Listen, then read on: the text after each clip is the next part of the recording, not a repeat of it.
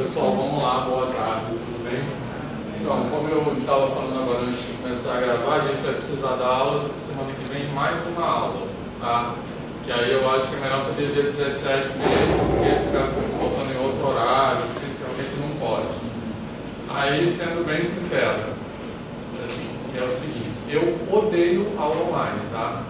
Eu quero ser bem sincero, mas se vocês quiserem marcar esse dia 17 online, eu entendo, tá? Porque é chato, virou fundão na última semana antes do Natal, né? Então vocês decidam aí depois da minha vida, mas eu acho, assim, eu estou falando enfaticamente para colocar mesmo o meu sentimento, assim. Eu acho que rende muito menos, enfim, mas eu entendo, tá de boa, beleza? Então depois vocês decidam como vocês preferirem me avisem, tá? Então vamos lá, a gente vai continuar falando de topologia e acho que hoje já vamos começar a falar um pouco de continuidade, tá? Que é o nosso último tópico, certo? Será que não vale botar uma consulta igual você fez aquelas outras no Classroom, para quem não está aqui também? Mas vocês têm grupo no Zap? Tem áudio de enquete. Ah, eles têm ali, Boa, faz aí.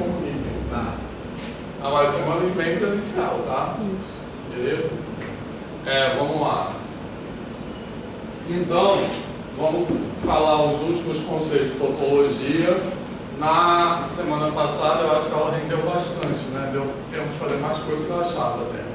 Mas nós vimos essas ideias bem assim, básicas, as ideias mais fundamentais de topologia, né? Que são abertos, fechados, interior, fecho, essas coisas, beleza? E eu dei bastante destaque a essa ideia que a ideia elementar de topologia é a ideia de proximidade. Ou então, como a Michelle falou, uma coisa que eu nunca tinha pensado desse ponto de vista, a ideia de conectividade. Hoje você fala de conjuntos conexos, vai entender melhor um pouco isso. Beleza? E aí, assim como, né, a ideia fundamental de álgebra são as operações, né? Beleza? E é engraçado, só agora pensando, né, que agora do jeito que você colocou a questão do rasgar e colar, é exatamente desconectar e conectar. Exatamente. Né? Beleza? Certo? Então, uma estrutura, assim como uma estrutura algébrica é um conjunto munido de operações, uma estrutura topológica é um conjunto munido de algo que nos permite falar de proximidade ou conectividade. Só que no caso de estruturas topológicas é mais assim, complicado pensar que algo é esse que nos permite falar de proximidade. Então, uma ideia mais talvez evidente seria a ideia de distância. E aí a gente chega no conceito de espaço métrico, certo? Mas no final da aula a gente viu que a gente pode falar de proximidade sem necessariamente ter uma distância definida, né? Porque quando a gente pensa nos conceitos topológicos, a gente observa que tudo que nós precisamos para falar desses conceitos topológicos, que são convergência, continuidade, nós vamos ver hoje, complexidade, conectividade, tudo que nós precisamos falar para falar desses conceitos topológicos é saber quem são os conjuntos abertos daquele espaço. Beleza? Então, a partir dessa reflexão, quer dizer, todos os conceitos que nós formulamos com distância, beleza? Para todo ético, não sei o que, etc., que são em função de distância, a gente, em vez de distância, pode falar de bola. Em vez de bola, pode falar de vizinhança. Em vez de vizinhança, pode falar de aberto. Então, essa reflexão nos leva a concluir que o conceito mais elementarmente de topologia é o conceito de conjunto aberto. Tranquilo? Tá? E aí nós chegamos à definição mais abstrata de espaço topológico, que é um espaço, aliás, um conjunto unido de uma família de abertos. Tranquilo? Engraçado que você falou que parece ser mais elementar, né? O aberto. Mas parece que tem uma construção, quando a gente constrói alguma coisa, dá uma ideia aqui. Quando a gente constrói alguma coisa, você fez a construção a partir de distância. pareceu ser a coisa mais elementar. Entende? Aí depois da instância dessa coisa elementar, vem uma outra, vieram transformar outro conceito. E o outro. Isso. Entendeu? Quer dizer, parecia que esse aqui é o mais elementar. Então, na verdade, para entender essa colocação é importante, tá? Mas para entender essa colocação, é que eu não sei nenhum exemplo de cabeça, não sei se o Michele sabe. Mas eu digo que o conceito de aberto é mais elementar que distância, porque existem exemplos de espaços topológicos nos quais a gente define o espaço topológico por meio da família de abertos, mas não existe uma distância correspondente, entendeu? Existem maneiras, porque para definir a família de abertos, a gente precisa, o que é uma família de abertos? Que é o que a gente chama de uma topologia. Uma topologia é uma família de abertos de um espaço, tá? Um conjunto. A gente precisa que essa família satisfaça aquelas três condições. Vazio, espaço, todos são abertos, a interseção finita de abertos e abertos, a união qualquer de abertos e abertos. Qualquer família de conjuntos com essas três condições, a gente define uma topologia, a gente pode fazer tudo que a gente faz. Mas por que eu digo que isso é mais elementar que distância? Porque é mais genérico, porque existem casos onde a gente consegue, quer dizer, sempre que a gente tem uma distância, a gente consegue definir a família de abertos associada, por meio daquela definição que a gente viu, bola, etc. Mas existem exemplos onde é possível definir a família de abertos e não tem uma distância associada, beleza? Faz sentido. Não, eu ia comentar isso mesmo que você acabou de falar, Justamente que essa ideia, porque você estava falando, né, que a gente vai chegando a algo... Você nos usou até uma outra palavra que não era elementar, né? Algo... eu não me lembro, pois é. Mas eu sei, mais geral, mais genérico, acho que é isso. E a genérico é exatamente nesse sentido, né? Para não parecer que é só estar trocando uma formulação por outra equivalente. Não é equivalente, realmente essas outras cabem mais coisas. Tem casos que uma abrange que a outra não abrange. E eu fiquei tentando lembrar, mas eu também agora assim não me lembro. Eu vou perguntar ao Google, ver se ele me lembra aqui de algum exemplo. Ao Google, se o Google me lembra algum exemplo de espaço topológico que não é metrizável. Pergunta também, depois a gente pode até botar lá no Google Classroom, mas eu sei que tem exemplos. Tem uma topologia elementar, que essa é sem graça, né? Que é a topologia que é só vazio e o espaço todo. Ah, sim. Mas essa eu queria uma de verdade, essa é trivial, entendeu? Beleza? Mas enfim. Mas olha só, e aí hoje a gente vai falar de alguns outros conceitos topológicos que são menos elementares, assim, né? Porque os básicos são esses que a gente viu semana passada. Tranquilo? Mas que também são importantes. Tá? E vai falar também de dois conceitos importantes que são conexos e compactos. Conexos e compactos são conceitos importantes porque eles são o que a gente chama de invariantes topológicos. Beleza? A gente falou também na aula passada quando dois espaços topológicos são equivalentes topologicamente, né? A palavra que é usada para isso é homeomórficos, beleza? Significa que eles têm a mesma estrutura topológica. Repara que eles podem ser geometricamente diferentes. Uma circunferência e um quadrado são homeomórficos. Você pode formar um no outro continuamente, tá? Então, os invariantes topológicos são propriedades que são preservadas por continuidade, por funções contínuas, que a gente vai definir ainda, tá? Então, se isso acontece, os invariantes topológicos têm esse nome porque espaços topologicamente equivalentes têm invariantes topológicos correspondentes, ou seja, a gente vai definir conjunto conexo e conjunto compacto, tá? E a gente vai ver que uma função contínua leva conjuntos compactos de compactos e conexos de conexos, tá? Beleza? Só pelo prelúdio da aula, não vai dar para falar muito detalhe sobre isso, mas dá as ideias. Tranquilo, pessoal? Tá? Antes disso, a gente vai definir outros conceitos que também, como eu disse, não são tão elementares, mas são importantes, que é a ideia de ponto de acumulação e de ponto isolado, tá? Que também são conceitos topológicos. Ponto de acumulação é um conceito parecido com o ponto aderente. Lembra que a gente definiu o ponto aderente? Beleza? E que o fecho do conjunto, de um conjunto é o conjunto dos pontos aderentes. Tranquilo, pessoal? Ponto de acumulação é um conceito parecido com ponto aderente, mas ele é um pouco mais forte. E ele é importante porque, em geral, a gente usa a ideia de ponto de acumulação para definir limite, tá? Ou seja, por quê? A gente pode definir limite, a gente já vai falar sobre isso, num ponto que não pertence ao domínio da função. Beleza? Tipo 1 sobre x. 0 não pertence ao domínio da função, mas a gente pode perguntar o limite tendendo a 0, tá? Então, em geral, a gente define limite num ponto de acumulação do domínio, tá? Vamos falar o que é um ponto de acumulação, beleza? Então,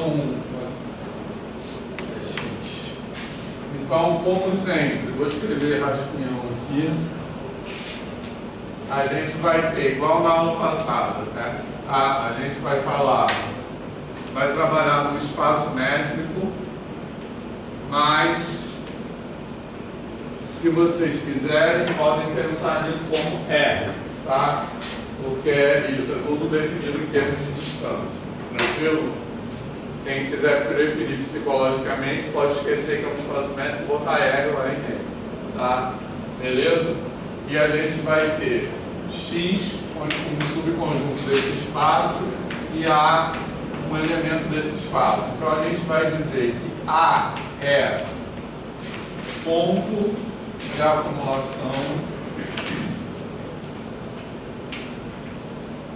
desse conjunto X, se acontece o seguinte, vou escrever aqui a definição, depois eu escrevo.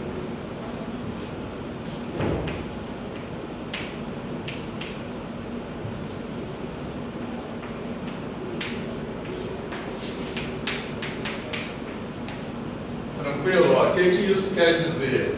Tá? E, sobretudo, qual é a diferença disso para ponto aderente? Beleza? Lembrando que a definição de ponto aderente, eu vou escrever aqui do lado, ó, só para relembrar. A definição é muito parecida com essa. Eu estou usando R, vou botar R para ficar igual.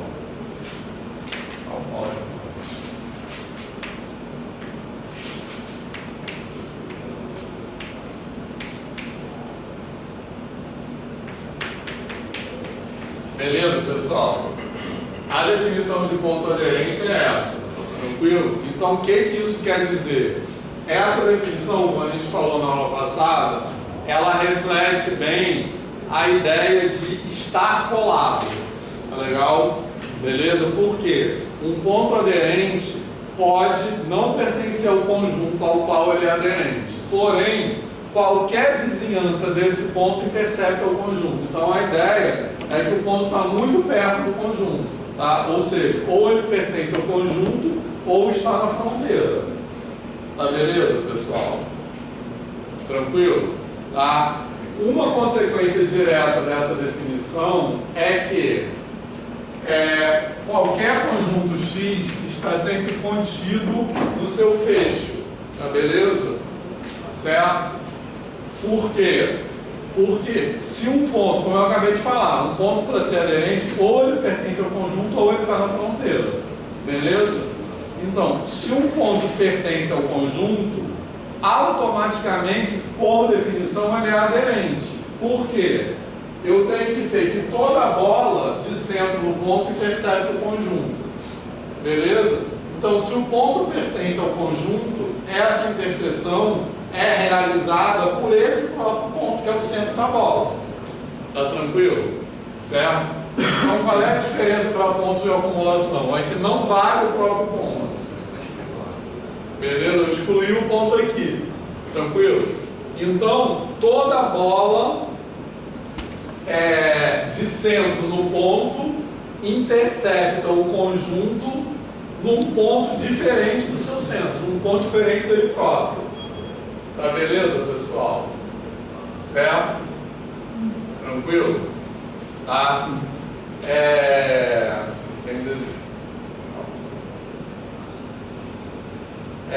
Então, olha só. Aí não vai valer. Aí deixa eu só escrever aqui.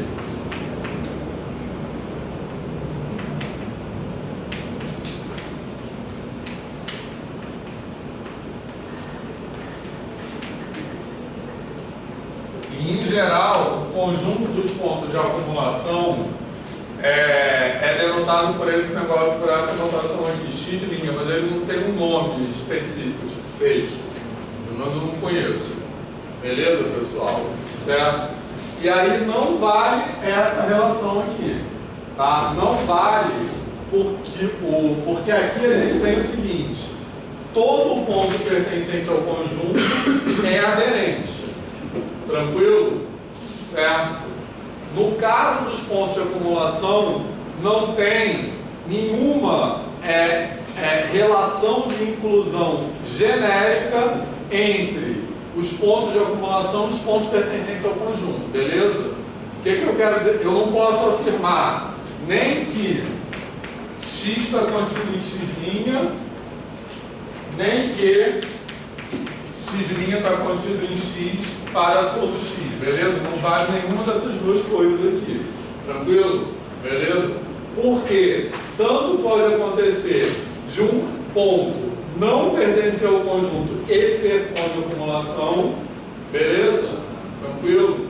Como pode acontecer também de um ponto pertencer ao conjunto e não ser ponto de acumulação. Diferente do que acontece aqui. Que aqui todo ponto pertencente ao conjunto é aderente. No caso aqui, como eu estou excluindo o centro da bola, ele pode pertencer ao conjunto e não ser ponto de acumulação. Tá indo? Boa. A gente vai fazer esse exercício daqui a pouco para dar mais familiaridade, mas até aqui, tá? Tá de boa. Tá? Já fico tentando imaginar os desenhos. Então, a gente já vai fazer o exercício. Antes eu vou só definir ponto isolado, que ajuda também a pensar nisso. Tranquilo? Tá? Certo? Quer falar? Não. Tá. Só uma então, aqui, a única relação, essas relações de inclusão não valem genericamente, tá? Claro que tem casos que vai valer, mas elas não valem genericamente. Ou seja, não posso afirmar que isso aqui aconteça para todo o subconjunto do espaço, tá? A relação genérica de inclusão que vale aqui é essa. O conjunto dos pontos de acumulação está contido no fecho, ou seja, todo ponto de acumulação é aderente, mas nem todo ponto aderente é de acumulação, ou seja, ser ponto de acumulação é mais forte que ser aderente, é mais exigente, tá? Beleza? Tá de boa isso? Certo? Tranquilo? Bom, aí tem alguns exercícios aí que estão nesse slide, que é o slide 29, beleza? Tem um teorema que... Tem uns teoremas aí que são exercícios, tá? Se vocês quiserem, a gente pode fazer, ou eu posso... eu acho que alguns têm até gabarito em algum lugar, mas a gente não vai fazer agora, tá? Porque essas demonstrações, como as que eu fiz semana passada, são demonstrações bem sintáticas, lembra? São definições que elas saem só usando as definições, elas não são nenhuma ideia mirabolante, tá? Beleza, pessoal? Tranquilo? Enfim, mas eu ia falar, e tem um teorema aí que diz, que ajuda a entender o que é ponto de acumulação também. A definição de ponto de acumulação é essa aqui, tá? Mas isso é equivalente a dizer que a interseção da bola com o conjunto é infinito para todo raio R. Beleza? Isso é um teorema que tem aí, ou seja, isso é equivalente a dizer que a bola, qualquer bola de centro daquele ponto intersecta uma quantidade infinita de elementos do conjunto, tá? É o teorema que tem aí nesse slide, eu peço para vocês irem acompanhando, beleza?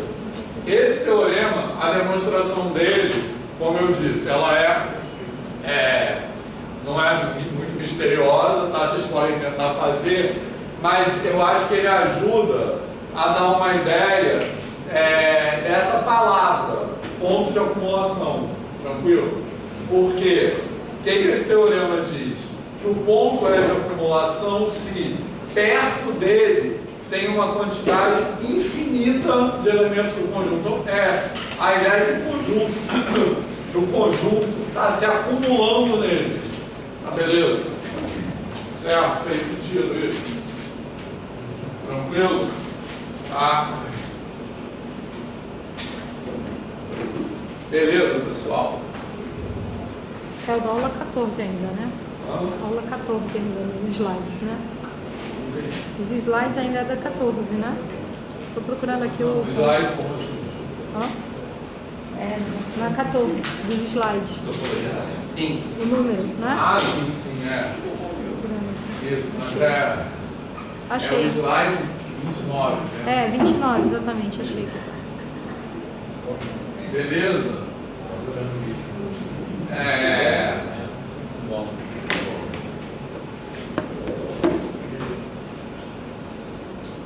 Encontrei aqui, tá? Se tiver tempo no final da aula, se sobrar, a gente fala dos espaços topológicos não utilizados. Beleza. Só definir ponto isolado. Não, mas isso é melhor deixar para se sobrar tempo no final da aula. Depois você me lembra. Então, ponto isolado também ajuda a entender o que é ponto de acumulação. Ponto isolado, a ideia dá bem o que ele é, tá? Então, aqui agora a gente vai pegar um conjunto X, um subconjunto do espaço e um ponto pertencente ao conjunto, tá? Não é um ponto qualquer no espaço. Tá? Então o ponto isolado é um elemento do conjunto, mas a gente vai dizer que ele é isolado basicamente quando perto dele não tem nenhum outro elemento do conjunto. Tá? A ideia é bem... como o nome diz, tá? Então, A é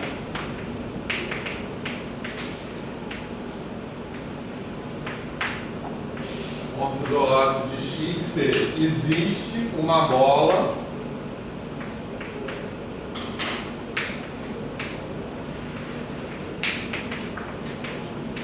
beleza, pessoal? Tá de boa isso aqui? Ou seja, se existe uma bola para a qual a única interseção do conjunto é o próprio A. Ou seja, naquela vizinhança ali não tem nenhum outro elemento, então ele é tipo separado dos outros. Essa é a ideia. Tranquilo, pessoal? E aí também, nesse mesmo slide 30 aí, tem um teorema embaixo também no exercício que eu já vi que tem um erro de digitação. Então eu vou chamar, antes disso, x0. Esse nome x0 não é um nome unânime assim não, tá? Eu estou dando um nome qualquer só para a gente ter o conjunto dos pontos isolados, tá?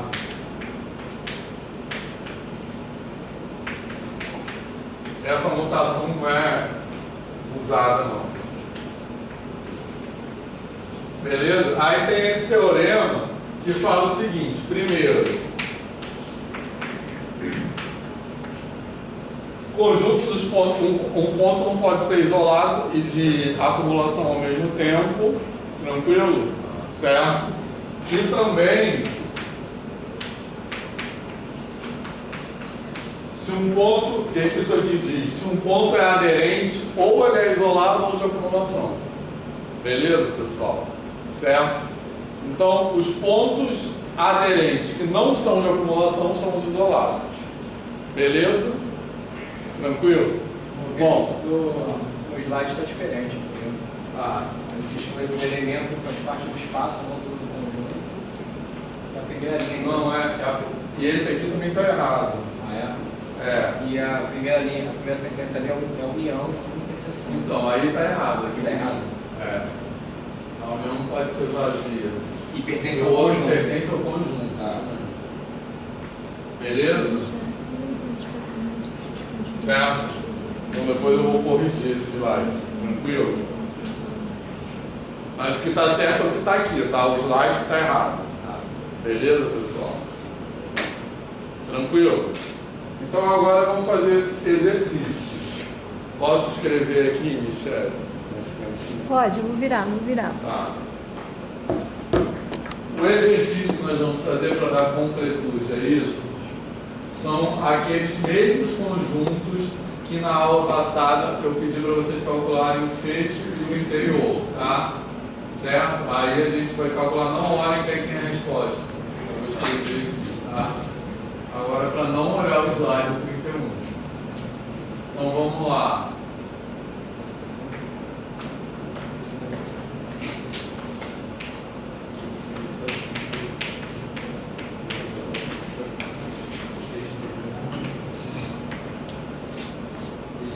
Aí eu vou escrever aqui o fecho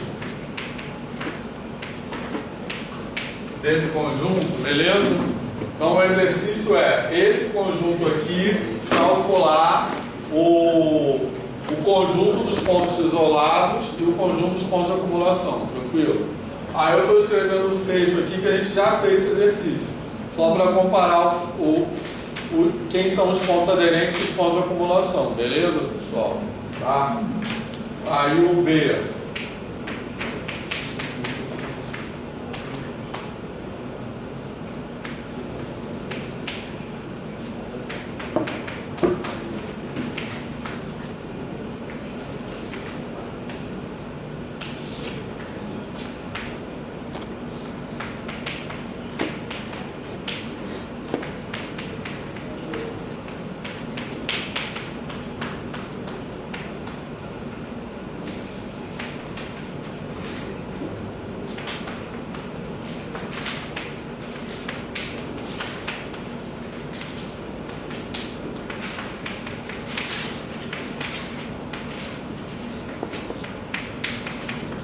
Pronto, é isso aí.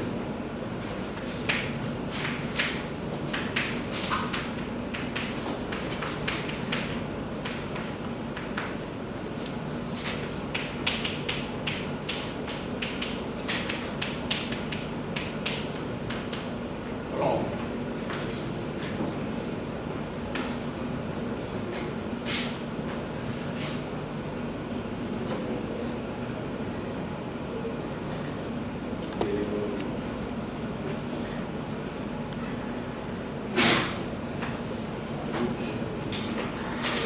Esse pé daqui sempre fica caindo.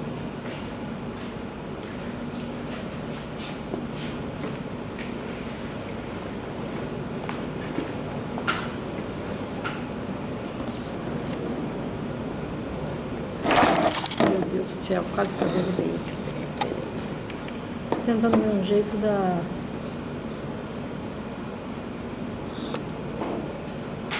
dele não ficar torto.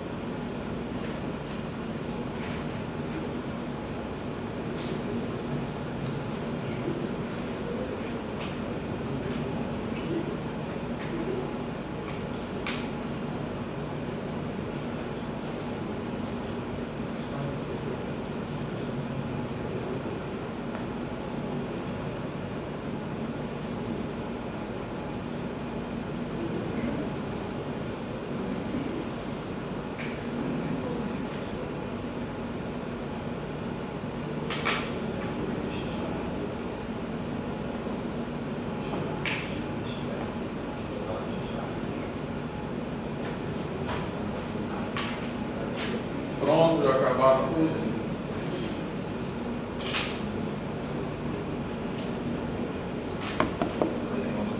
Você não vai falar do conjunto de canta depois? Pois é, não. Você quer falar? Pode falar. Eu acho legal, né? Porque Eu em ia geral. botar a nessa gente tem- lista depois. Pois é.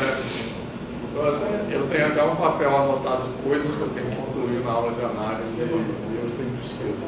O legal é que ele vai contra várias coisas que a gente começa a construir uma intuição com esse exemplo e pensar, então você tem interior vazio, então acontece tal coisa ou tal coisa, e de repente o negócio bota tudo abaixo. Né? Mas se quiser falar um pouco dele, dá tempo. A gente de repente fala um pouquinho então.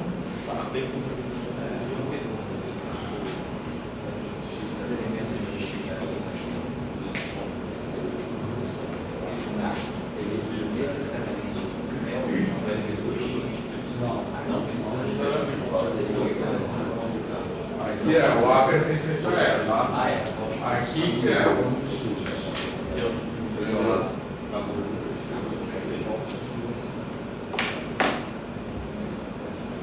olha só, isso aqui que eu estou botando, que a gente define em geral assim, tá? O ponto isolado é sempre um elemento do conjunto, tá? Que a ideia é assim, é um elemento do conjunto que é isolado dos outros elementos do conjunto. Beleza? Essa é a ideia. Mas se esse ponto aqui não for um ponto do conjunto com essa definição aqui, quer dizer que na verdade a interseção seria vazio, é a ideia que a gente chama de ponto exterior, tá? Um ponto que está no interior do complementar, beleza? Que ele é isolado do conjunto também, só que ele não é do conjunto. Mas no caso é mais legal definir assim. Beleza? Posso fazer já?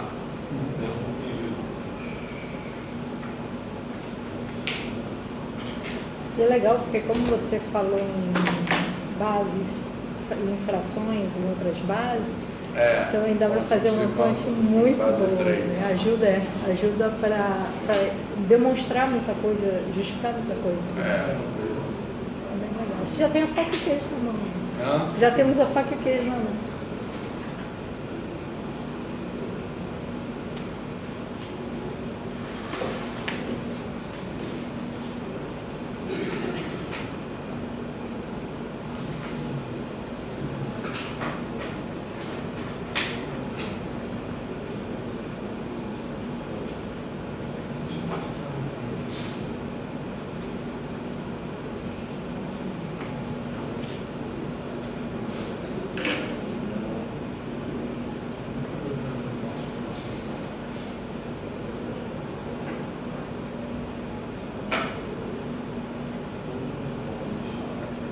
No caso, esse aqui é o exemplo mais legal.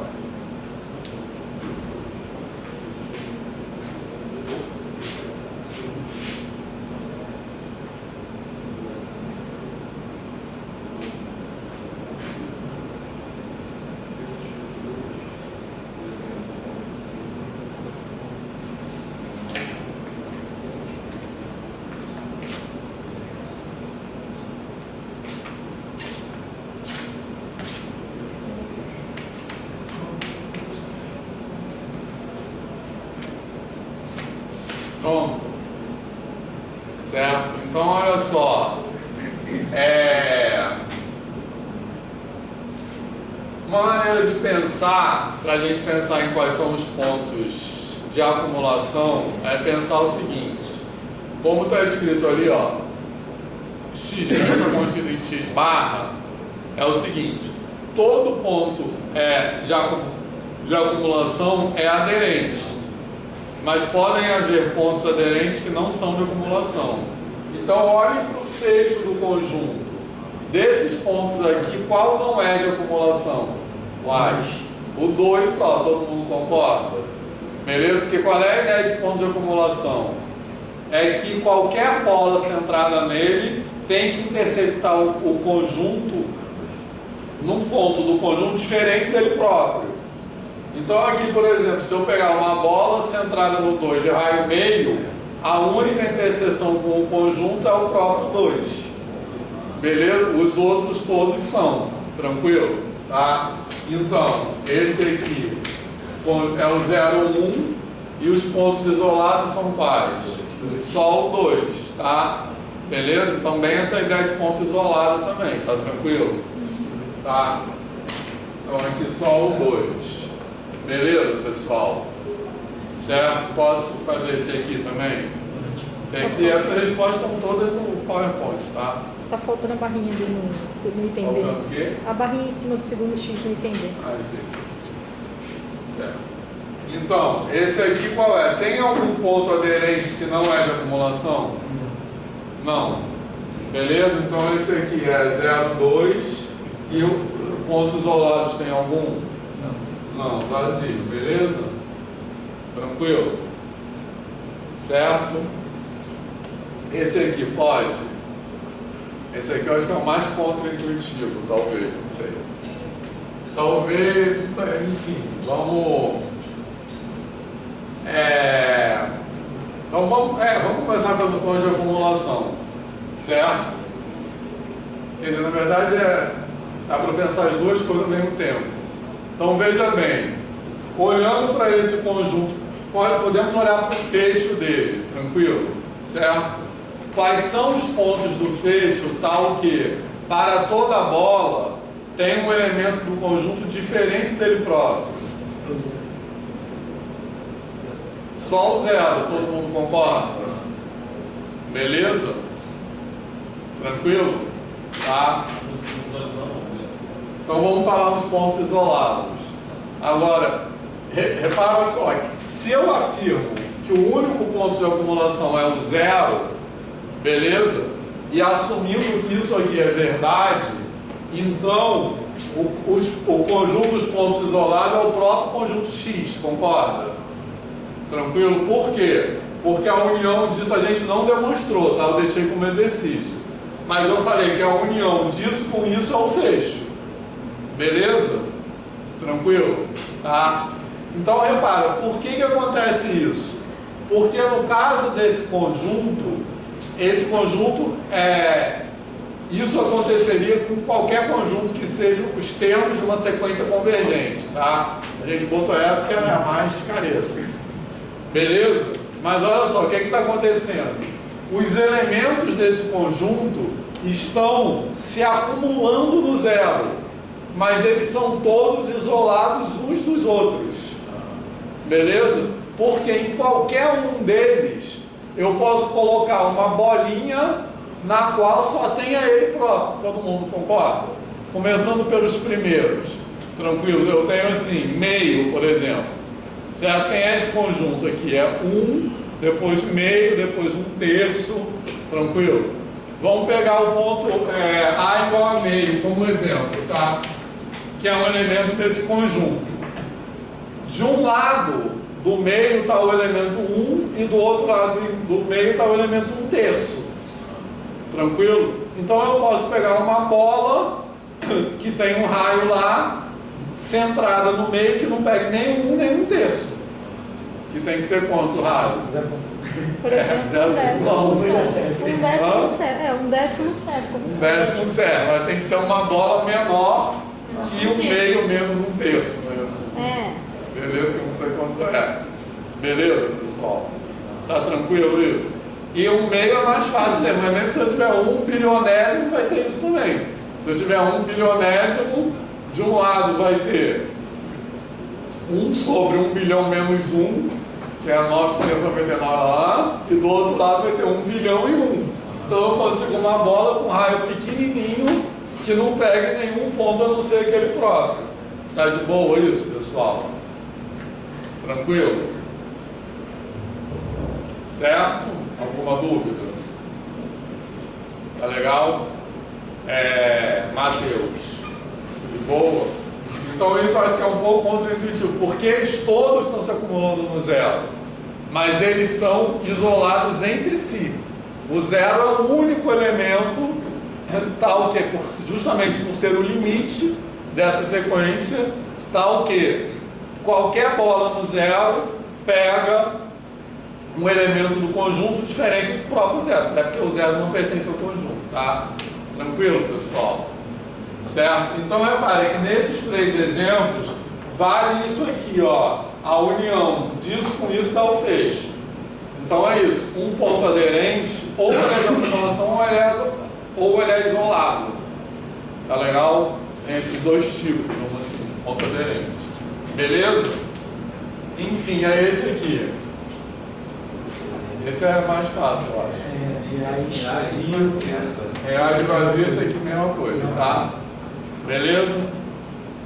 Ah, e também, eu acho que esse exercício dá para ilustrar também aquela ideia que eu falei, que é um teorema que tem aí. A ideia de ponto de acumulação é que qualquer bola de centro dele, um centro nele, pega uma quantidade infinita de elementos do conjunto, beleza? É o que acontece aqui com o zero, tranquilo? Qualquer bola de centro no zero pega uma quantidade infinita de elementos desse conjunto. Tá de boa isso? Certo? Beleza? Tranquilo? Bom, então como eu falei, ponto de acumulação, ponto isolado assim, ajuda a pensar e tal, mas ponto de acumulação a gente vai voltar a usar daqui a pouco quando a gente definir limite, tá? Possivelmente hoje ainda, certo? Tranquilo, pessoal? Tá? Enfim. Então, Richelle quer falar agora do ponto de quanto? Acho que podia falar comparado com isso aí, né? Porque agora eu vou falar de Compact Connect para mudar um pouco de assunto. Tá, não, então eu vou falar rapidinho, gente, aqui no canto. Vou desenhar, vocês sabem que eu desenho. Eu falo desenho. Mas então, aí vocês lembram que a gente falou, pode apagar só esse pedacinho aqui? Por mim pode apagar tudo. Pode, pessoal. Não vou apagar só isso aqui, porque eu quero também. Vocês lembram que a gente falou sobre o conjunto de campo, sobre a construção? Então aqui eu tenho, vou desenhar aqui como se fosse. Eu gosto de desenhar, mas os meus desenhos são feios e tortos. Vocês não reparam. Os meus também. Então aqui eu tenho intervalo 0, 1. Lembra, como é que eu faço para construir um conjunto de campo? Eu vou fazer vou fazer uma sucessão de conjuntos e vou fazer a interseção dele todos. Qual é a característica que eu tenho nessa... Alguém aqui nunca ouviu falar no conjunto de campo? Eu já falei sobre Hã? Eu já falei sobre Não, mas tem que ser aqui na disciplina. Já tinha ouvido falar nisso antes? Não. Tá. Acho que só de Então, a gente vai ver aqui. Aí agora, o primeiro passo da construção é eliminar o aberto, que é o terço médio aqui desse intervalo, tá? Então aqui eu tenho 1 terço, né? Aqui eu tenho 2 terços, e eu estou eliminando tudo que está entre 1 terço e 2 terços. Eu botei aberto desse símbolo que o Vitor não gosta, então eu vou botar para cá assim. Então o que a gente Não, fica? aí eu não me incomodo, não. A gente Pode fica com botar a esses... bolinha. Mas fica bom assim também. A gente fica com esses dois fechados aqui, né? Só que eu vou fazer esse processo de maneira recursiva. De cada intervalo eu vou sempre eliminar um terço médio. Então na próxima etapa, eu vou pegar aqui esse intervalo 0, 1 terço que eu tenho, e vou eliminar também o terço médio deles. Então o meu terço médio está ficando cada vez menor. É uma deformação da desenhista, mas também para tentar deixar parecer tem alguma coisa no conjunto. Né? Então aqui fica 0. Aqui qual é a fração que eu tenho? 1 nono. 1 nono, 2 nonos, aqui é 3 nonos, que é 1 terço, né? E aqui eu vou ter os 2 terços. Vão pensando aí qual é a fração aqui, porque para mim fazer essas contas já é mais difícil. Eu não sei não. 8 nomes e 7 nomes. Aqui é o quê? 7 nomes e... 7 nonos e aqui 8 nonos. Beleza. E aí aqui nessa etapa eu estou com um conjunto assim, tá? Eu não vou ficar fazendo outras etapas, mas já deve estar dando para vocês verem que se eu seguir esse processo indefinidamente, é como se eu fosse esburacando todo o conjunto. Aí eu quero que vocês pensem o que vai ficar, o que vai sobrar depois de infinitas etapas. Depois de infinito sempre é um abuso de linguagem, mas lá no salto do infinito, a gente falou do salto do infinito. Isso é muito legal, porque para mim a intuição é que não vai sobrar nada praticamente. Parece que você está esburacando totalmente. Vai esburacando tudo, né? Mas vai sobrar alguma coisa. Por exemplo, o 0 não vai sair. 1 nono também nunca vai sair. Em particular, então a gente pode pensar assim, bom, talvez só fiquem essas frações, né? Aqui. Mas a gente vai ver que estranhamente tem outras coisas que ficam também. Mas aí até eu vou aproveitar e fazer uma ponte com uma coisa que vocês viram aqui então com o Vitor, vocês aprenderam a escrever as frações em outras bases. A gente poderia escrever esse conjunto todo pensando em cada um como dentro da base 3, né? Se eu estiver pensando dentro da base 3, lembra da base 3? Aí as frações, o intervalo 0, 1, esses caras daqui que estão nesse intervalo, como é que é a notação deles? Como é que começa? É 0, vírgula o quê? 1. A base 3 é 0,1. 1, esses aqui,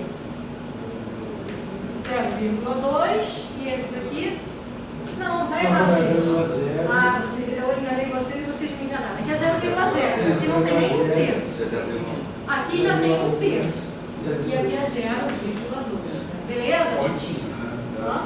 Tudo isso aí é com pontinho. Mais alguma coisa aqui depois que eu não estou colocando. Mas eu quero dizer assim, esse sim, tem razão, obrigado. Isso aí. Aí esse aqui é o começo do número. Né? Agora, quem está aqui? Como é? Depois disso fica 0,0 o quê? 0,00 alguma coisa, né? Aqui. 0,01 alguma coisa, porque aqui é assim, eu não tenho nem um terço, mas eu já tenho um nono, por isso vem esse 1 daqui. E aí vai ver quantos que eu tenho de 27 avos e as outras potências. Já dizer uma coisa, desse negócio todo você está escrevendo base 3, né?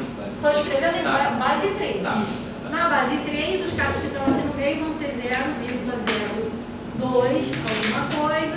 Aqui eu não vou nem fazer, vai ser 0, tudo aqui eu só vou olhar que vai continuar, porque eu não piquei aqui 0, alguma coisa. Já esses aqui vão ser 0,20 alguma coisa, aqui 0,21 alguma coisa, aqui 0,22 alguma coisa. Tá certo? Beleza, então vocês conseguem observar que tudo que a gente está tirando, se eu for pensar no que eu estou tirando em termos da representação na base 3, quem que eu estou tirando? Quais são os números que eu estou tirando? Os quais têm um na expansão decimal. Todos que têm uma expansão decimal. Lembra que teve uma vez que eu perguntei para vocês, o conjunto, nem lembro o que foi, sobre o conjunto dos números que não tem 5 na expansão. Isso era um conjunto de campos. Se eu pegar, você pode ir na base 10 mesmo, se você escrever todos os números que não levam 5, você vai ter um conjunto de campos, diferente desse. Mas é um outro conjunto com essa ideia que você está tirando. É com outra subdivisão, mas é a Outra mesma ideia. subdivisão, mas a mesma ideia está esburacando tudo. Então aqui a gente está esburacando, tirando todo mundo que tem 1 na expansão em algum momento, beleza? Agora, mas o meu objetivo com isso daqui então era pensar, e que isso vai ajudar a gente a pensar também, quem que é então, cuidado, aqui está o X, né? Quem que é o fecho desse conjunto? Aqui, quem vai ficar com o fecho? Talvez seja melhor pensar primeiro no interior. Quem fica no interior desse conjunto? Tem algum ponto que sobe no interior dele? Intuitivamente, pode estar errado. Né? Eu acho que o zero tem. O zero estaria no interior? Mas no interior tem que ter uma, não é só o ponto, tem que ter uma bolinha. Uma bolinha. Se está no interior, pois é, então vamos lá. O zero não pode estar no interior, porque o lado de cá não está. Mas eu acho que a gente podia pensar nesse daqui. Esse aqui também não pode, ó, porque o lado de cá já não Uma está. dessas situações ali pode. Ninguém do que está nesse ponto fora, aqui. é isso? O ponto do interior pega um dentro de fora, é isso? No interior é que você pega o ponto, pega uma bolinha ao redor dele e a bolinha toda Toda a quantidade. junto. E aí? Toda a quantidade não Acho que vai ter ninguém. Não vai ter ninguém no interior, né? Uma forma fácil da gente ver isso usando, fácil, nada é fácil. Mas depois que a gente já sabe, fica fácil da gente explicar. Usando esse tipo de notação é o seguinte, você pega um ponto qualquer que esteja, eu vou escrever na base 3 um ponto desse conjunto. Não pode. 0, 2, 2, 0, 0, 0, 2, 0, 2. Esse ponto daqui é zero depois de toda a vida. Tá? Então esse ponto daqui está nesse conjunto, porque ele não leva algum, não vai ser tirado. É interessante que a representação de base 3, de fato, ajuda a gente a pensar no conjunto. Ajuda, justamente ajuda, porque daí se você diz assim, agora eu quero ver que o interior desse ponto, que esse ponto não é um ponto interior. Qualquer raio que você me der, né, faz conta que aqui está esse ponto. Aí você me dá um raio muito pequenininho, um milésimo. Aí eu vou botar um monte de 0, 0, 0, 0, 0, e quando tiver chegado uma ordem de grandeza aqui que fique menor do que esse 1 milésimo, eu boto 1 aí. Aí esse ponto está menos que 1 milésimo desse daqui, mas não está nesse conjunto que ele tem 1. Então você consegue ver assim que na verdade não tem nenhum ponto interior. Beleza? Todo mundo pegou isso aqui, eu posso botar um número que tem algum 1 tão próximo quanto eu queira. Isso, eu posso botar aqui 1 milhão de zeros. E depois o 1 lá. Então eu posso. E depois aqui pronto, esse ponto não está no conjunto, mas se eu faço esse 1 milhão de cada, ele está cada vez mais pertinho desse daqui. Então eu tenho uma sequência de pontos que está convergindo por esse daqui e que não está no conjunto. Então, nenhum ponto é interior. Beleza, eles dizem, beleza, então quer dizer que os pontos devem ser, se nenhum ponto é interior, eles devem ser isolados, né? Eu penso assim. Tudo bem que em Q os pontos não são interiores, mas também não são isolados, mas Q já é um negócio estranho para mim, assim. Então a gente pensa, esses pontos são isolados. Aí você consegue ver que você também não tem nenhum ponto isolado. Porque da mesma forma que eu botei um lá, eu posso encontrar, para todo ponto, eu consigo construir outro tão próximo dele. Quando quiser, colocando um 2 aqui, e todo o resto de 0. Então não tem nenhum ponto isolado, não tem nenhum ponto interior. O que mais? E os pontos aderentes? Quem são os pontos aderentes? Esse conjunto. Quer dizer, não. Porque Não tem ponto isolado. Tem uns números, entre aspas, irracionais aí que são aderentes. Né? Isso poderia pensar.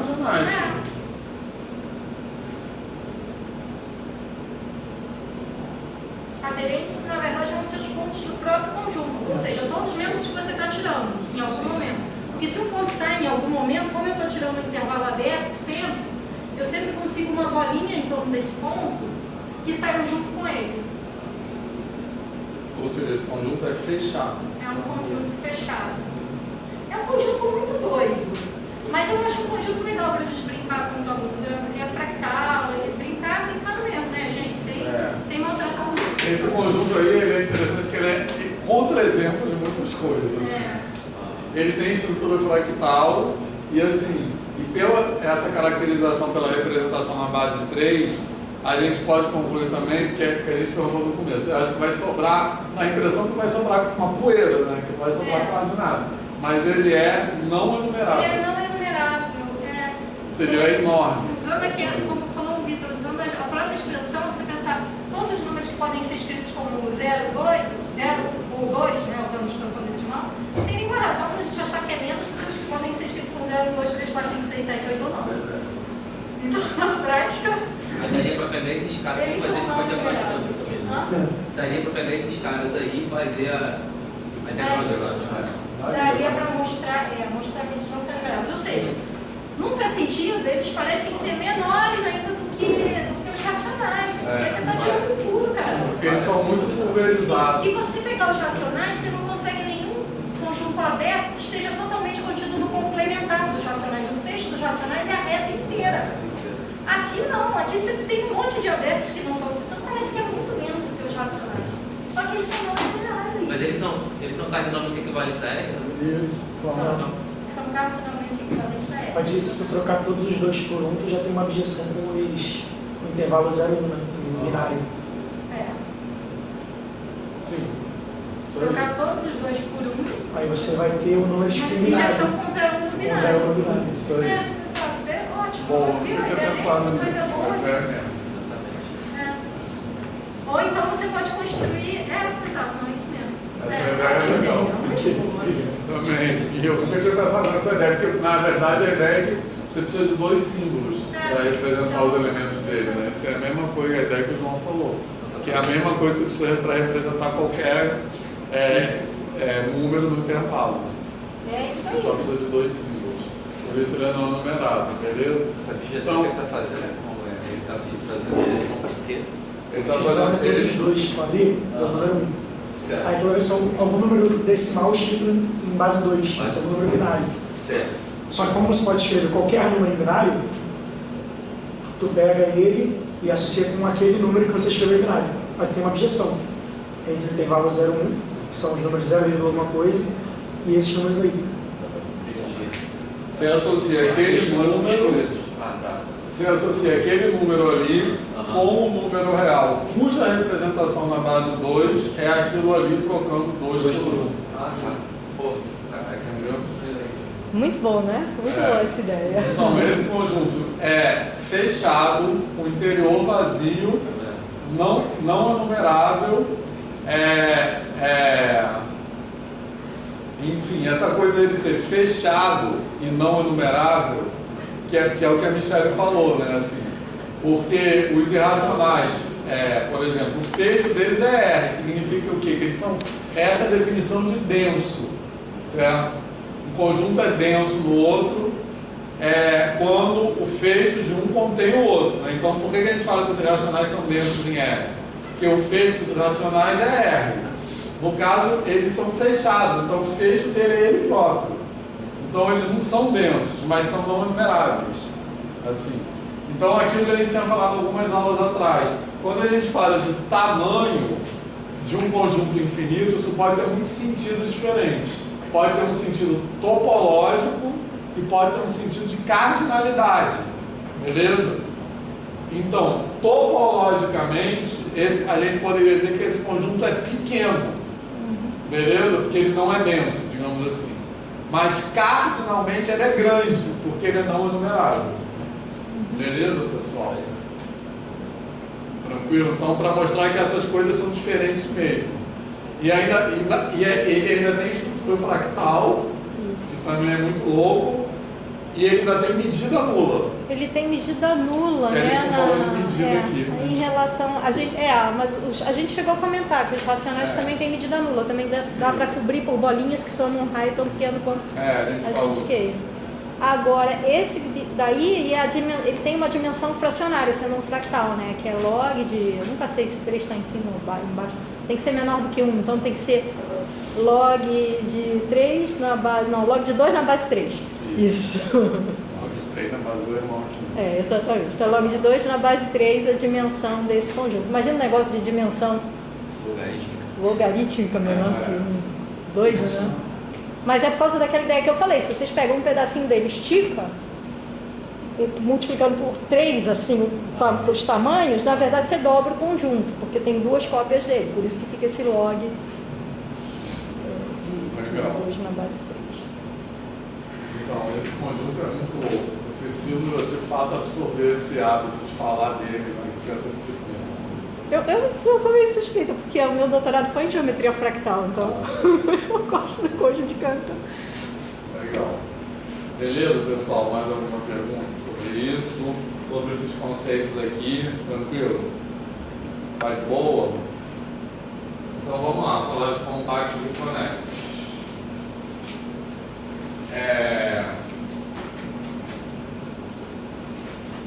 Agora, foi a primeira vez nesse curso de análise que eu via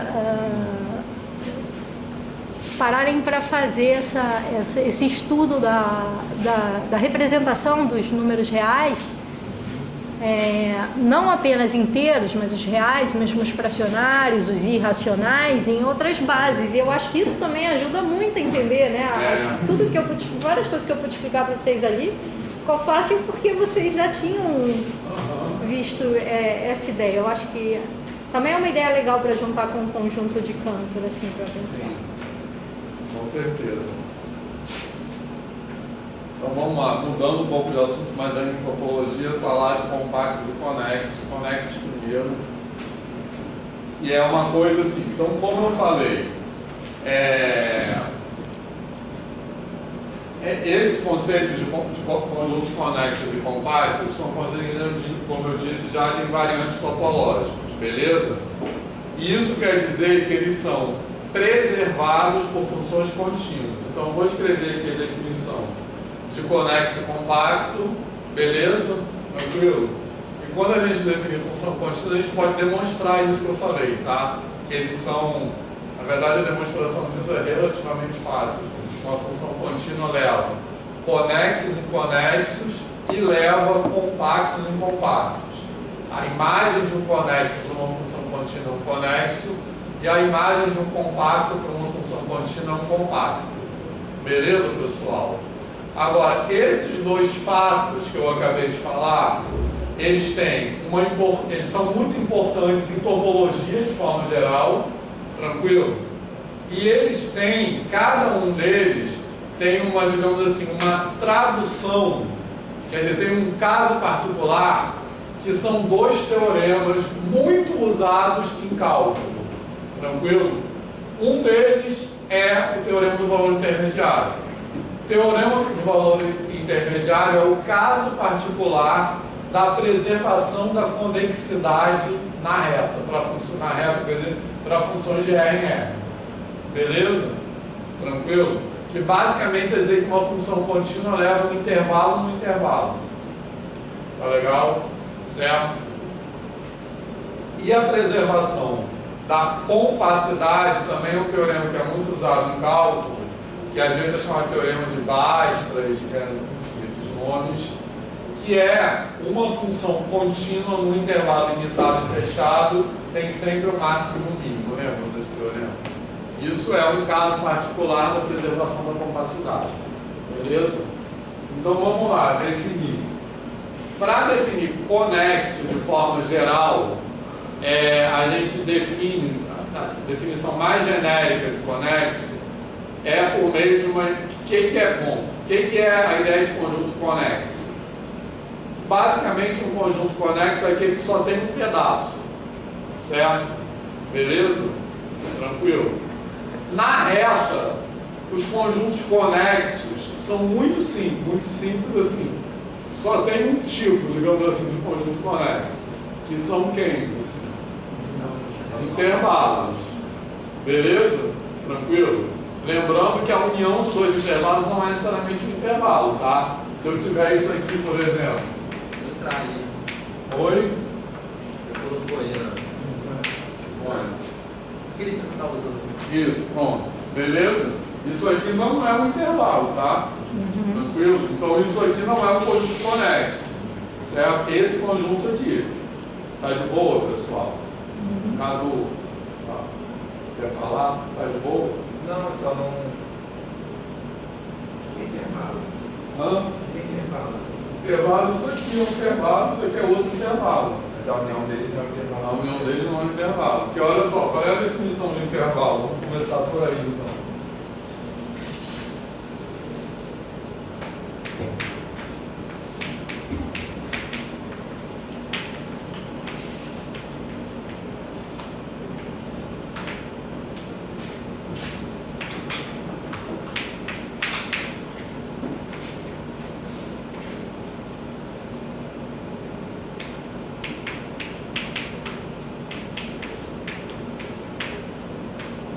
Beleza? A definição de intervalo é isso aí. Beleza, pessoal? Só que eu botei a letra aí.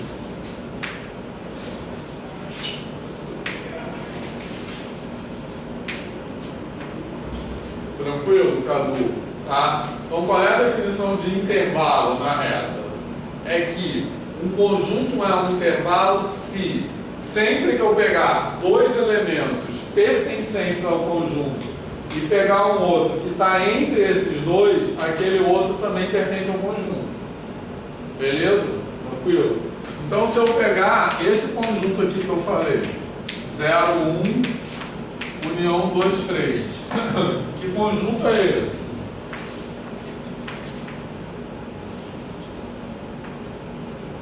Esse conjunto é esse aqui, totalmente fora de escala, mas esse conjunto é esse aqui, concorda?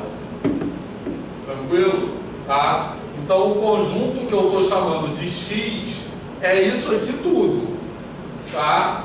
Cada um desses pedaços é um intervalo, mas a união deles num conjunto só não é. É porque tem que olhar o.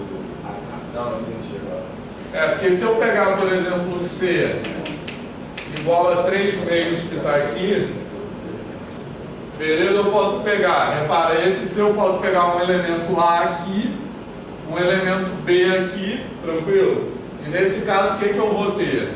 Eu vou ter que A e B pertencem ao conjunto, que C está entre A e B, mas C não pertence ao conjunto, tá?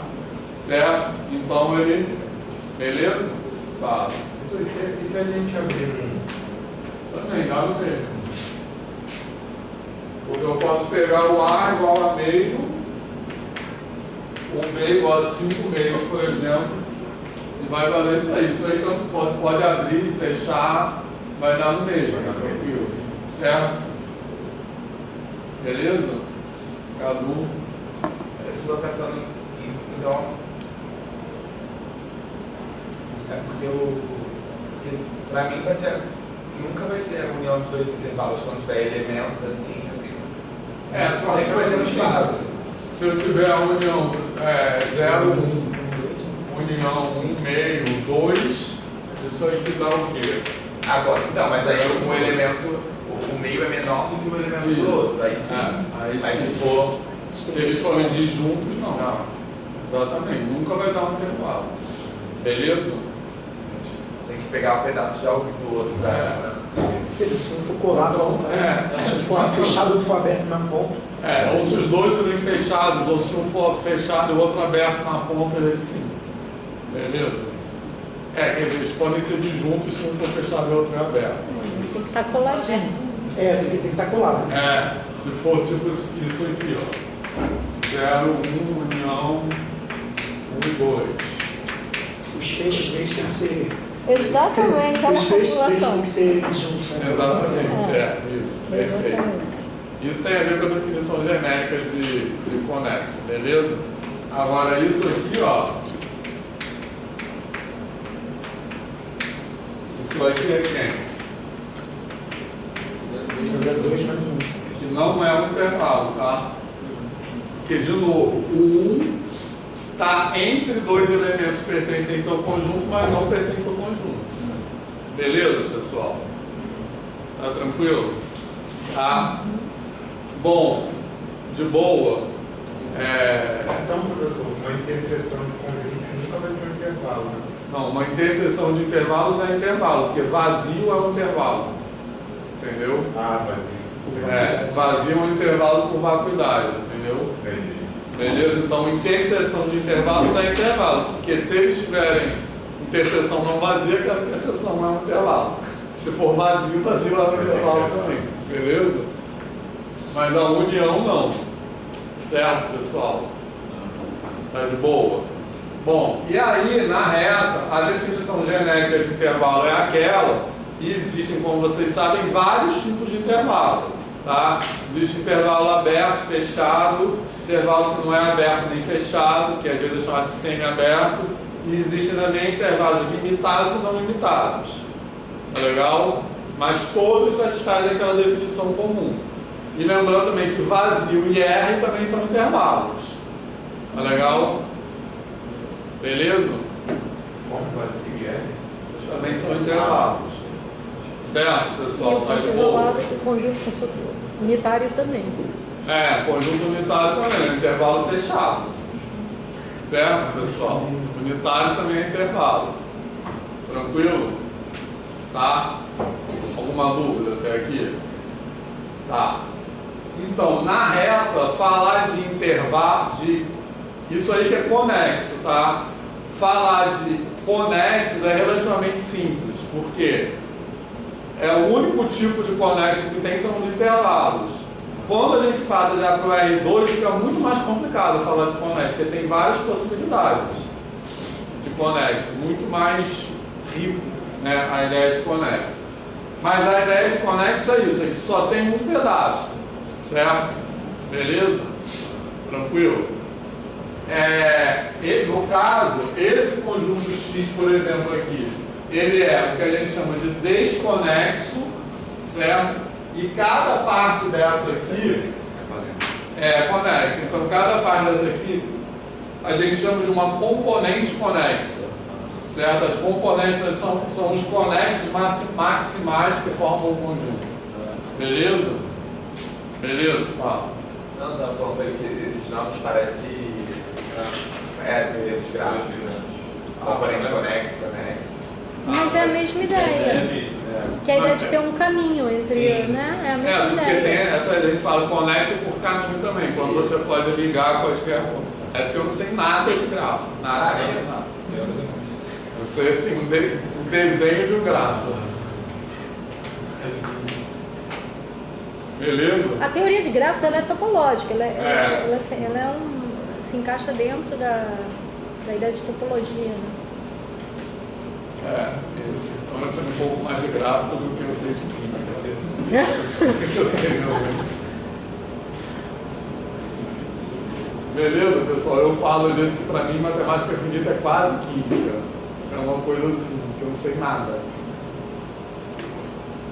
Mas química é verdade. Se eu falar assim, química para mim é grego, é mentira, porque eu sei mais grego do que química.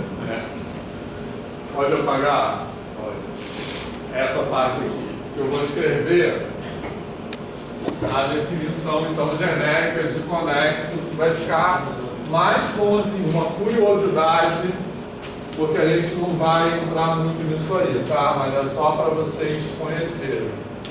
Então, para definir conexo de forma mais geral, a gente vai definir primeiro a ideia de cisão de um conjunto, tá? Então, o que é uma cisão? Essa palavra cisão quer dizer uma separação, tranquilo? Então, eu vou definir o que é uma cisão de conjunto, de um conjunto, e a gente vai dizer que um conjunto é conexo se ele não admite uma cisão, se ele não pode ser separado, tá legal? Então, uma cisão de um conjunto X, de novo, contido no espaço métrico. Beleza? Tranquilo? Então, olha só, o que é uma cisão? É um par de conjuntos abertos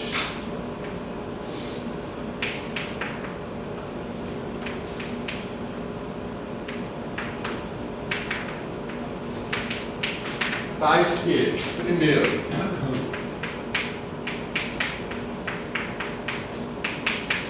eles têm que ser diferentes de vazio, tranquilo? Poderia escrever aberto, não vazio, mas o principal é isso aqui. Que esse conjunto X está contido na união desses dois abertos, beleza? Tranquilo? E um conjunto X... Ai, peraí. Esqueci uma coisa aqui.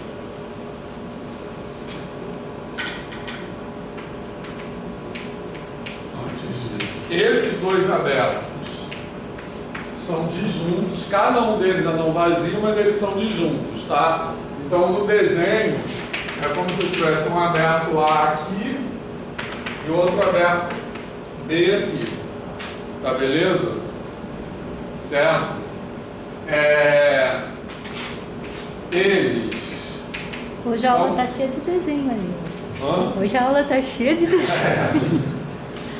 Então eles podem se tocar na fronteira, beleza? Porque eles são disjuntos, mas eles não podem ter um interiorzinho comum. É por isso que a gente vai conseguir separar o conjunto X em dois pedaços, pelo menos dois pedaços. Tá beleza, pessoal? Certo? Além disso, o conjunto X tem que estar contido na união deles. E, finalmente, o conjunto X tem que interceptar cada um deles. Beleza, pessoal? Certo? O que essa definição significa na prática? Eu preciso de dois abertos para isolar mesmo. Não poderia ser um aberto e um fechado, por exemplo. Porque senão as fronteiras poderiam se complementar. Poderia ser dois fechados, funcionaria. Mas com dois abertos, essa definição fica mais operacional. Tá? Então, o que isso quer dizer? Que o conjunto X, repara só, ele está inteiramente contido na união, tranquilo? E ele tem um pedaço que está aqui e outro pedaço que está aqui, porque eu estou exigindo isso aqui também. Beleza, pessoal? Certo? Porque se eu não exigisse isso aqui, os abertos poderiam estar separados, mas o conjunto poderia estar todo dentro de um deles. Tá? Beleza? Então, essa é a definição genérica que a gente usa de aberto quando a gente não consegue falar de... quando a gente está em conjuntos... Peraí.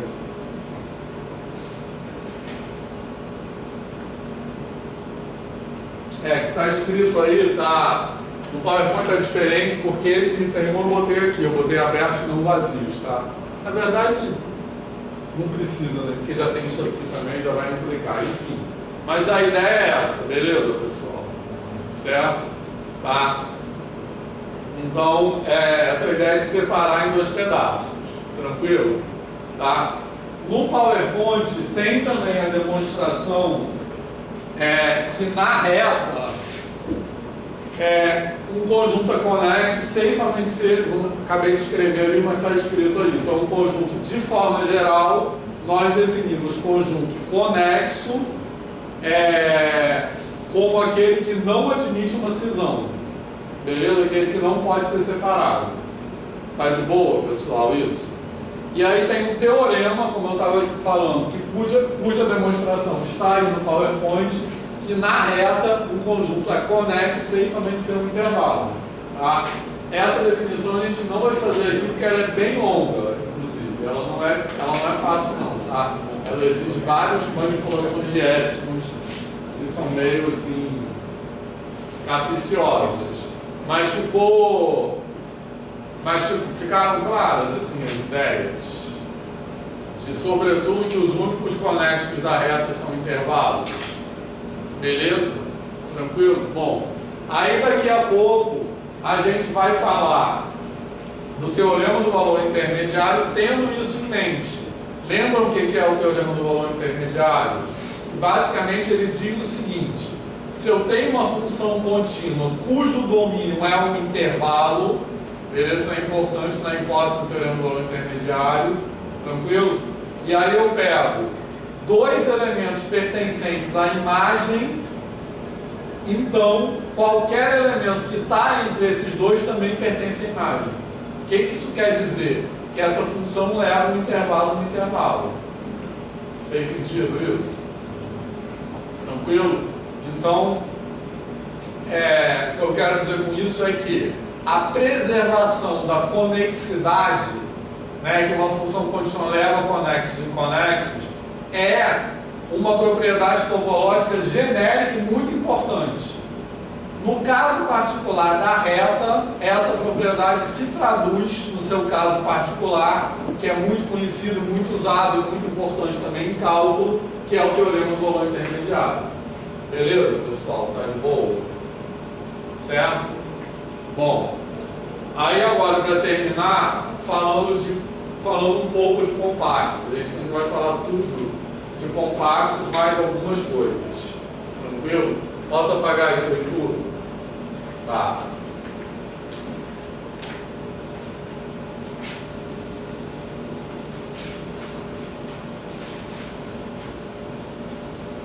Esse negócio de cisão fica na minha cabeça, a história da cisão não trivial, o conexo admite cisão trivial. A Acho gente que é o trivial formulado dessa forma. é quando pode ser vazio O nos dois. trivial é quando um deles Pode ser vazio, né? Aí o coisa conexo é aquele que só admite a cisão trivial. mas eu prefiro três. É assim fica melhor. Eu Eu não acho. sei foi quando isso aqui na minha cabeça. Não, é até isso mesmo. Mas é tão no passado remoto.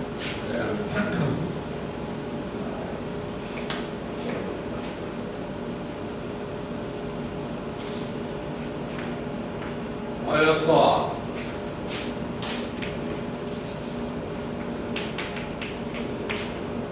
Então, novamente, a gente vai ter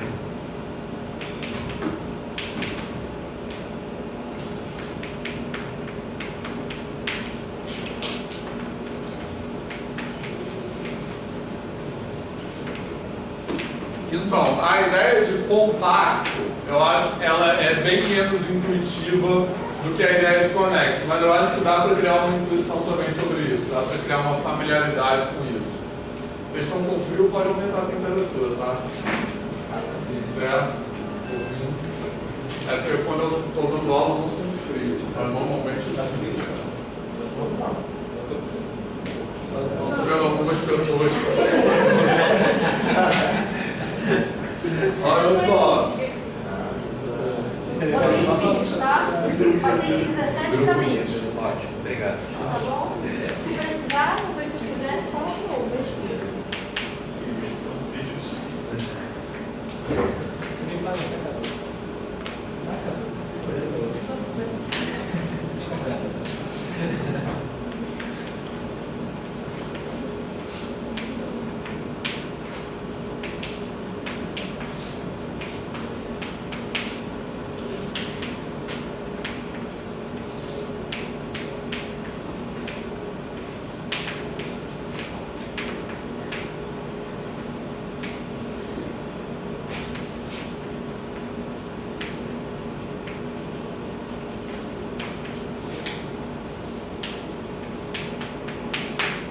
Olha só, então, a gente vai falar aqui da definição de compacto por sequências.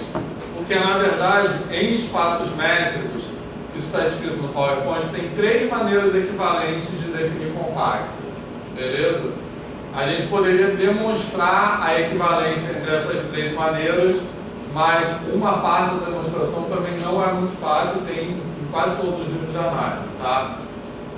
Então, eu estou escrevendo aqui a definição de compacto por sequências.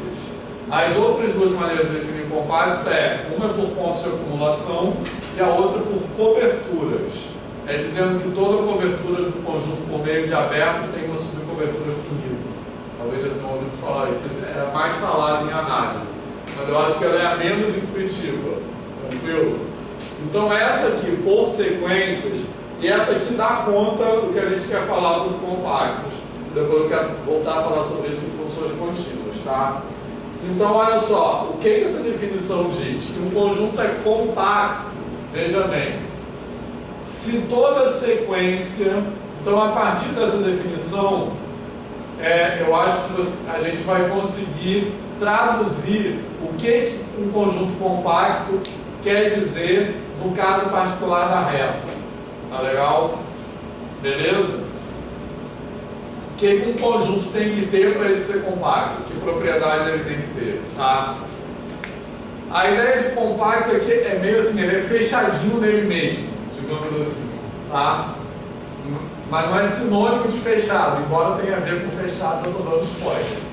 Mas olha só, qual é essa definição? O que essa definição de compacto diz? Que um conjunto é compacto se toda sequência dentro do conjunto tem uma subsequência convergente, só que isso aqui é importante, para um elemento pertencente ao conjunto. Tranquilo? Beleza, pessoal? Certo? Fez sentido isso até agora? Então, vamos pensar que agora vocês vão... Eu acho que dá para adivinhar o enunciado do teorema que a gente vai demonstrar agora. Tá? Que é o seguinte. Vamos pensar, essa definição de compacto é em qualquer espaço métrico. Tá? Mas vamos pensar na reta. O que um subconjunto na reta tem que ter para ele ser compacto? Tá legal? Beleza? E para isso, a gente vai ter que botar na cabeça tudo que nós já aprendemos de topologia de sequências. Tranquilo? Então vamos lá. Para o conjunto ser compacto, como eu estou dizendo aqui, tem que ter 2 coisas. Primeiro, toda sequência dentro dele tem que ter uma subsequência convergente. Segundo, o limite dessa sequência tem que ser um elemento do próprio conjunto. Tá? Então vamos pensar por partes. Para a primeira coisa acontecer, ter uma subsequência convergente, vocês acham que esse conjunto K tem que ser o quê? Qual é? Fala. Fala aí. Limitado. Foi isso que você falou? Não. Tá. Quem falou limitado? Tá. Por quê? Limitado. Lembra que a gente aprendeu? O que a gente aprendeu? Teoremas importantes sobre sequência. Toda sequência.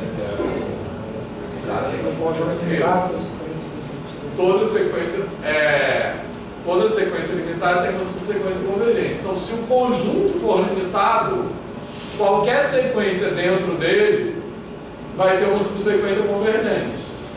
Beleza? Então, primeira coisa, para ele ser compacto, ele tem que ser limitado, que ele vai garantir que isso aqui acontece. Toda sequência tem que ter uma subsequência convergente. Beleza, pessoal? Só que, além disso, o limite dessa sequência tem que ser um elemento do conjunto. Tranquilo? Então vamos pensar o seguinte: em que situação isso pode não acontecer? Certo? Pode acontecer se eu tiver um conjunto aqui, ó, vou desenhar o conjunto aqui no R2, beleza? Tranquilo? Aí eu estou dizendo que uma sequência aqui dentro dele tem uma subsequência convergente, tranquilo? O limite dessa sequência, dessa subsequência convergente, pode estar aqui dentro do conjunto ou pode estar onde? Pode estar tipo aqui assim, concorda? Ele não vai, o limite não vai estar aqui, beleza? Certo? Se eu tenho uma sequência dentro do conjunto, o que eu estou querendo dizer? Se eu tenho uma sequência convergente dentro do conjunto, na pior das hipóteses, o limite dessa sequência vai estar onde? Na fronteira do conjunto. Ele nunca vai poder estar aqui. Está aqui, beleza? Certo? Tranquilo? Agora, se eu estou dizendo que esse limite A tem que ser, além de estar na fronteira, ele tem que ser um elemento do conjunto. Então, esse conjunto tem que ser o que para isso acontecer? Fechado. Por quê? Se ele for fechado, significa que a fronteira está incluída no conjunto, está contida no conjunto. Se ele não fosse fechado, essa fronteira poderia estar pontilhada. Tá beleza, pessoal? Faz de conta que está pontilhado aqui. Se ele fosse aberto, por exemplo, se ele não fosse fechado. Então eu poderia ter uma sequência dentro do conjunto convergindo para um elemento que não pertence ao conjunto. Tá beleza, pessoal? Certo? Fez sentido? Então, esse teorema que a gente conseguiu adivinhar é a caracterização de compactos na reta, que é um conjunto na reta é compacto sem somente ser limitado e fechado. Tá legal? Que é análogo ao que a gente falou de conexos, né? Digamos assim, conexos na reta, um conexo na reta sem somente ser em intervalo. Beleza? Um compacto na reta sem somente ser limitado e fechado. Tranquilo? Certo? Beleza, pessoal? Então vamos demonstrar esse teorema para terminar a primeira parte da aula. Tá de boa? Certo, pessoal? Esse teorema, às vezes é conhecido como teorema de Heine-Borel-Lebesgue, né? Só que aí ele tem uma outra parte que também entra a parte de coberturas, que a gente não tá falando, não vai falar sobre isso nessa disciplina, beleza, pessoal? Certo? Então, vamos falar só com sequência.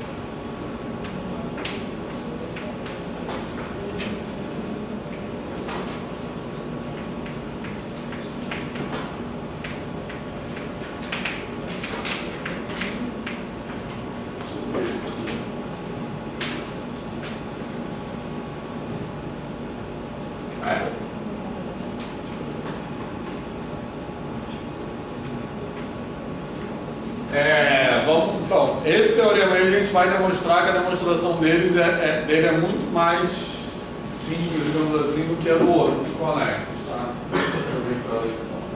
Dá para fazer agora. Beleza? Então vamos lá. Então, primeiro, vamos demonstrar que se ele é compacto, então ele é limitado e fechado. Beleza? Então a tese é que ele é limitado e fechado. Eu vou fazer essa demonstração por absurdo em duas partes. Vamos pensar que ele não seja limitado e que ele não seja fechado. Beleza? Então, suponhamos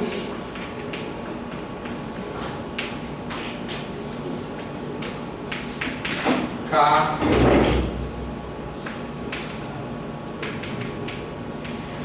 não limitado, e aí eu vou botar aqui assim, digamos,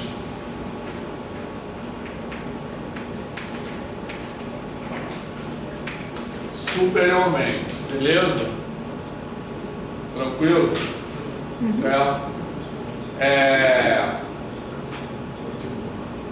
Então, que ele não seja limitado, digamos, superiormente, porque se ele não é limitado, ele pode não ser limitado ou inferiormente ou superiormente, tá? Essa palavra, digamos, no jargão de demonstrações matemáticas, significa sem perda de generalidade. Como a gente já falou, porque eu vou supor que ele não é superiormente, mas se ele não for inferiormente, é a mesma coisa. É um argumento análogo, tá? Então, se ele não é limitado superiormente, significa o seguinte. Repara que a minha hipótese é que ele é compacto, tá? Essa é a minha hipótese.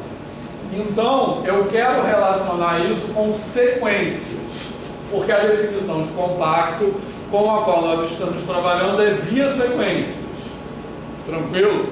Então, eu quero usar sequência de alguma forma. Eu preciso usar para relacionar com a definição de compacto. Tá beleza, pessoal? Certo? Por conta disso, eu vou escrever o seguinte. Se ele não é limitado superiormente, isso significa o quê? Que para qualquer n pertencente a n, existe um elemento pertencente ao conjunto. Beleza, pessoal? Tá tranquilo? Certo? Beleza? Se o conjunto não é limitado superiormente, então qualquer número natural, significa que ele não tem cota superior. Certo? Beleza? Nenhum elemento é cota superior dele. Tá? O truque aqui está no seguinte. Isso aqui valeria para todo número real. Mas eu estou pegando todo número natural, por quê? Porque eu quero construir uma sequência. Tranquilo? Certo? Mas de forma geral, qual é a propriedade que eu estou usando? Eu estou falando o seguinte, se um conjunto não é limitado superiormente, então ele não tem cota superior. Então qualquer número real que eu pegar, vai existir um elemento pertencente ao conjunto maior que aquele número. Beleza, pessoal? Tá de boa isso? Certo? Se eu pegar um número lá, 1 milhão, se o conjunto K não é limitado superiormente, pode ser que o 1 milhão em si não pertence a K, tá? Mas vai ter um elemento de K maior que 1 milhão. Tá de boa isso?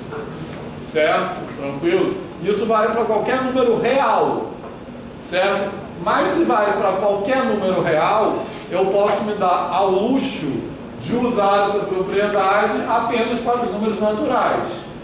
Por que eu fiz isso? Porque aí eu consigo indexar esse elemento do conjunto com n, beleza? Que é um número natural, e assim eu construo uma sequência. Certo? Beleza? Aí o que vai acontecer? Se essa sequência tem essa propriedade, que para todo n pertencente a n, xn é maior do que n, quer dizer o quê? Que essa sequência tende a infinito. Tá de boa? Se ela tem, porque isso aqui tende a infinito, né? Beleza? Então, essa desigualdade está empurrando a sequência para infinito. Tá? Então, o que eu tenho aqui? Eu tenho que xn é uma sequência que está dentro do conjunto K, certo? E eu tenho que xn tende a infinito. Se ela tende a infinito, ela não pode ser subsequência convergente. Tranquilo? Então isso contradiz a hipótese que é de K ser compacto. Tá de boa isso? Certo? Beleza? Tranquilo mesmo? Tá. Então agora, para terminar a ida, suponhamos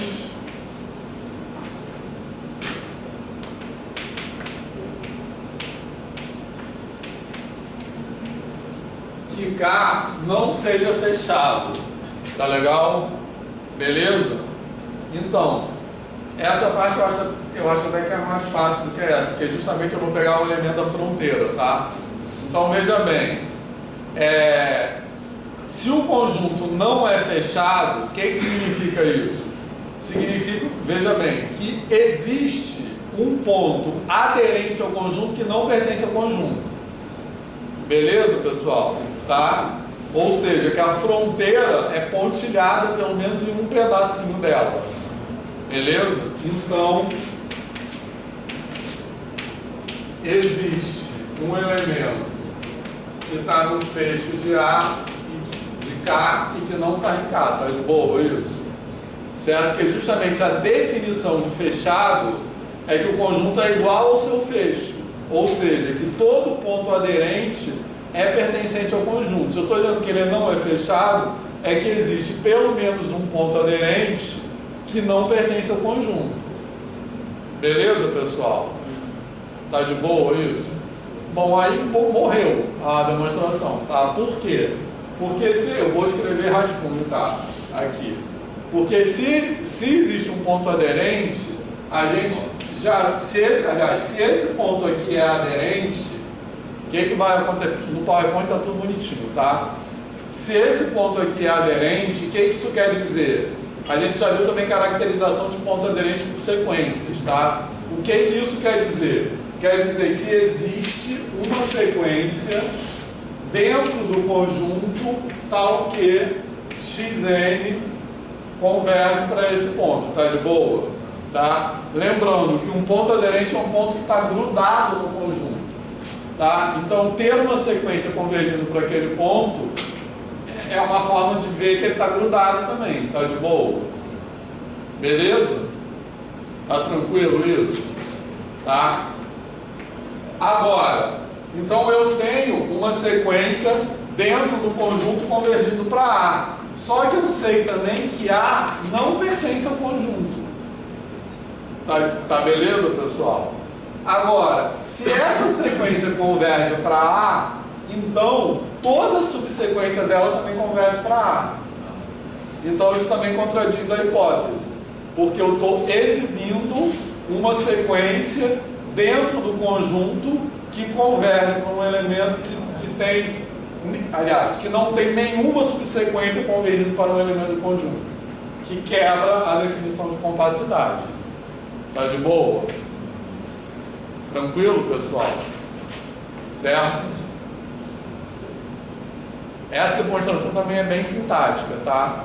Então repara que essa parte do teorema, a demonstração é relativamente, entre aspas, palavra proibida, fácil, tá? Mas é por quê? Porque a gente não está falando de coberturas. Se a gente falar de coberturas, a demonstração fica bem mais difícil. A gente botar coberturas no meio, porque tem outra equivalência para demonstrar, essa é bem mais difícil, tá? Beleza? Agora vamos demonstrar a volta. Posso apagar essa parte aí? Tranquilo? Tá? A volta acho que dá até para fazer aqui. Porque a volta é mais curta.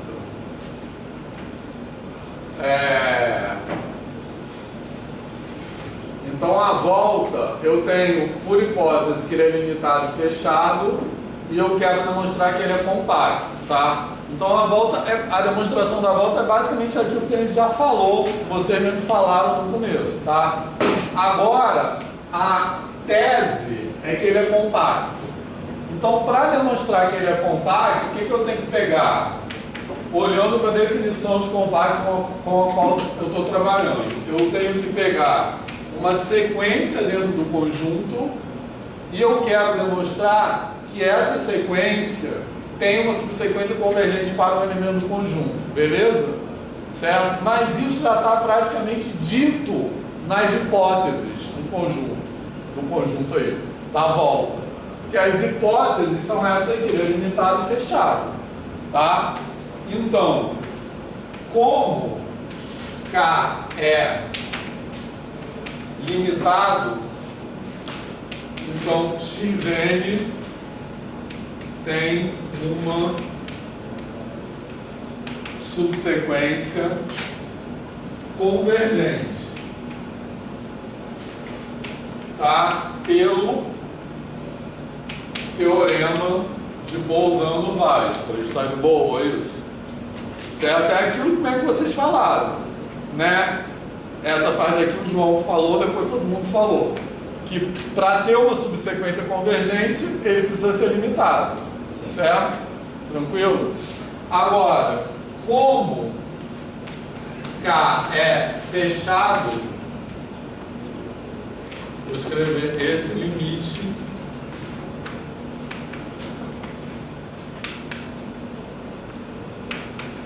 pertence a K, beleza? Tranquilo? Porque o limite dessa sequência é um ponto aderente ao conjunto, aquele mesmo teorema que eu acabei de falar, caracterização de pontos aderentes por sequências. Se ele é fechado, beleza? Então um ponto aderente, que é o limite da sequência, tem que pertencer ao conjunto. Então morreu. Tá de boa? Certo? Beleza?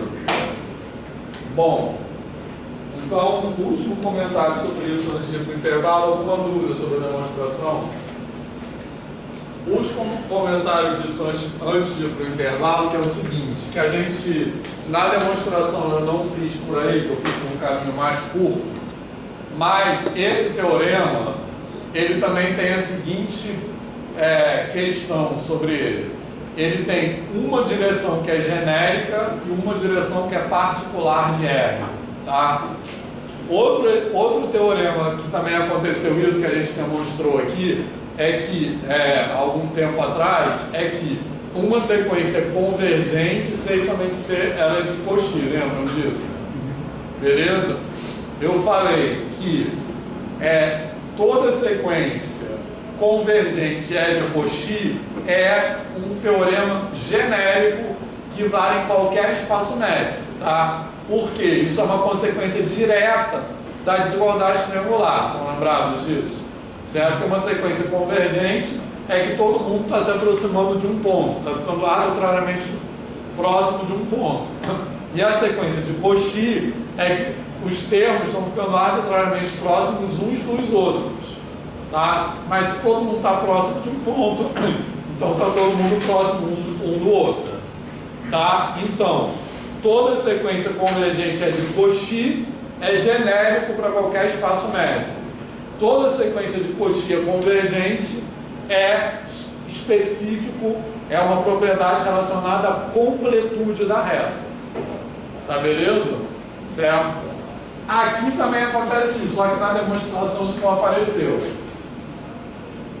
Todo conjunto compacto é limitado e fechado, é um teorema genérico de qualquer espaço métrico, beleza? Mas que todo conjunto limitado e fechado é específico. Na verdade, não é específico da reta, é específico do Rn. Isso vale em Rn. Que todo conjunto limitado e fechado é compacto, beleza? Em espaços métricos de forma geral, existem exemplos de conjuntos limitados e fechados que não são compactos. Então, na verdade, esse exemplo eu teria que passar para espaços de dimensão infinita, por exemplo, é uma maneira. Que tem exemplos de conjuntos limitados e fechados que não são compactos. Tá? Então, de forma geral, em topologia, a gente tem uma percepção intuitiva que para ser compacto tem que ter limitado e fechado, tem que ser limitado e fechado. Mas essa intuição vem do que a gente sabe da reta. De forma geral, o compacto é um pouco mais que limitado e fechado. É mais, assim, compacto mesmo. Beleza? Certo? Um contra-exemplo disso é se eu pegar o seguinte. Vou falar um contra-exemplo rapidinho para vocês entenderem não, tá? É o seguinte. Estão ligados no Rn, sim, né? Aí pega a base canônica do Rn, certo? Que são os vetores que tem 1, 0, 0, 0, 0, 0, 1, beleza? Tranquilo? Agora, passem para o análogo disso em dimensão infinita. O que quer dizer dimensão infinita?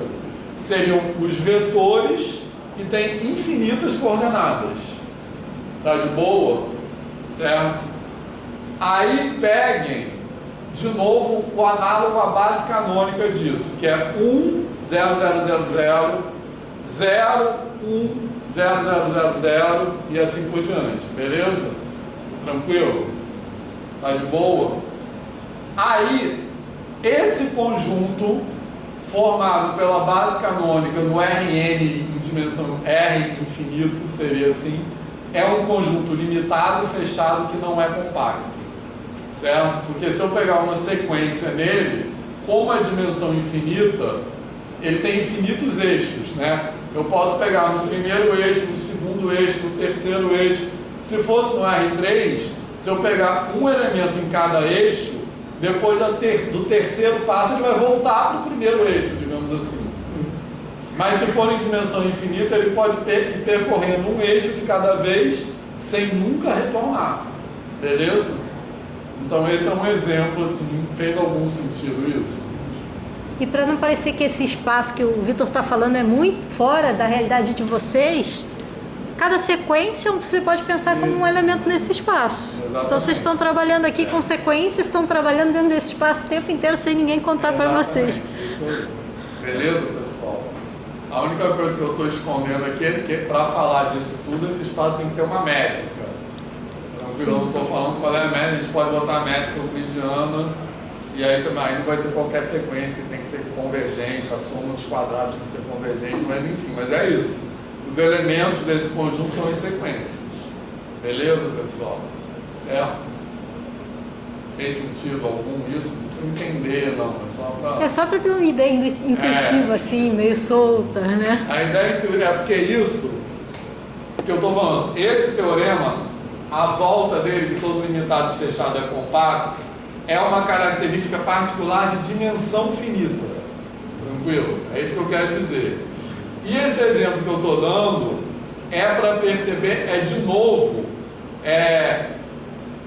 o que está em jogo nesse exemplo é que infinito não é um número, beleza? Então, se eu estou falando de um espaço de dimensão infinita, é que ele tem infinitos eixos. Então, é para infinitos eixos mutuamente perpendiculares, né? A gente pode pensar assim, beleza? Ou linearmente independentes. Então quer dizer que eu posso ficar pulando desses eixos sem nunca dar uma volta, sem nunca voltar ao começo. Dimensão infinita eu não consigo fazer isso, beleza? Então essa sequência está dentro do conjunto, esse conjunto é limitado fechado, mas ela não tem nenhuma subsequência com ele, porque ela pode ficar rodando no RN, eu não posso, eu estou rodando assim no espaço, eu sempre volto ao mesmo lugar. Essa sequência ela pode rodar no espaço, mas nunca voltar. Certo? Então essa é a ideia de dimensão infinita. Tranquilo? E também como o Michele falou, antes que vocês pensem que é uma abstração muito louca, espaço de dimensão infinita tem muitas aplicações em matemática e física. Por exemplo, toda teoria de equações diferenciais parciais é construída sobre ideias de espaço de dimensão infinita. Beleza? Quer dizer, não é uma coisa bizarra, é uma coisa que é muito usada, espaço de dimensão infinita. Beleza? Então é isso. Na verdade, todas as funções de 0, 1 em R, por exemplo, funçõezinhas do intervalo, eu posso pensar nisso como um espaço de dimensão infinita. Porque para definir uma função no intervalo da reta, para cada ponto entre 0 e 1, eu tenho que dizer qual que é o valor. Então eu preciso determinar infinitos valores aí. Então é como se fosse... Exatamente. Isso aí. Então você tem problemas cuja solução... A gente pode pensar assim, uma EDP ou uma EDO em dimensão infinita. Porque essa é a ideia. E aí, enfim, são esses métodos. Só que as coisas de dimensão infinita são muito mais complicadas que as coisas de dimensão finita. Enfim, aí é isso. Alguma pergunta? Então, intervalo, na volta a gente vai começar a falar de funções contínuas. Tá?